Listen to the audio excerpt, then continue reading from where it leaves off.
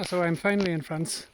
So as I promised in yesterday's video, I'll do a brief video about how I've set up the bike. Um, but before that, just today woke up near Koblenz in Germany. Took the train then to Saarbrücken, which is in Germany but incredibly close to France. So that was kind of funny because just a few minutes before I arrived at the train station in Koblenz, a huge downpour arrived, so I was soaked by the time I arrived in the station. But everything was fine, really. Like I had my kind of mountaineering jacket from Mountain Research, pretty lightweight jacket, but waterproof and so on. So that was perfect. I just put that on, and everything else survived. So my equipment, the tent poles are in here. But everything else to do with sleeping is on the front. Oh yeah, my tent is a MSR Hubba Hubba NX 2-man tent. Maybe I should have taken a bivy bag, but on the other hand, having a bit of space is nice as well.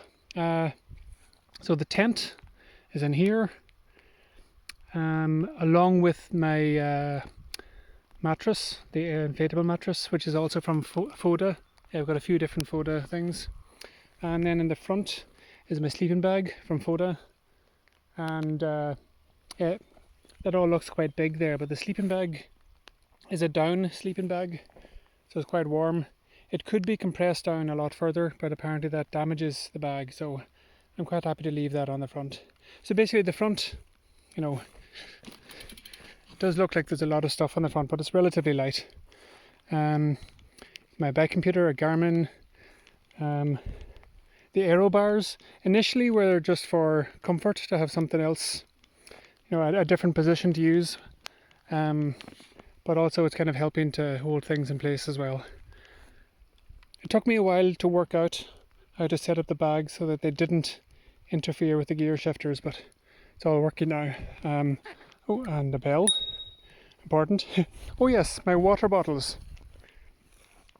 So this bike has lots of mount points. So there are 2 mount points here. Whoops, on the front wheel. I'll lower it down again. Here and here, where normally you would put panniers on, but here I just use one of the mount points to screw in the bottle cage. So in theory that should be good enough, but I was worried that over time one screw wouldn't be enough, and that the bottle cage would rotate and eventually unscrew the screw. So I've got a few zip ties here. So the zip ties aren't really necessary for support, they're just to stop the cage rotating, and that keeps the screw in place. So yep, frame bag and the thing here are Apidura. I just saw them on a video about the TCR, Transcontinental Race, and this bag looked cool, so I bought it. I'm really impressed with this magnetic clip-on thing here. So I put in headphones and energy bars and my mask in there, a couple of easily accessible things. Oh, here's some rubbish. So I'm kind of a bit inconsistent about, things swap between here and here quite a lot. It's clothes and food and batteries. The only thing that's relatively consistent is that I've got a water bladder at the bottom of this, and also I keep my tools in here, but otherwise it's kind of a mismatch of, I just unpack lots of useful things and then put them back in a random order. So that's yesterday I talked about the bike itself, and now the equipment, and just arrived in France.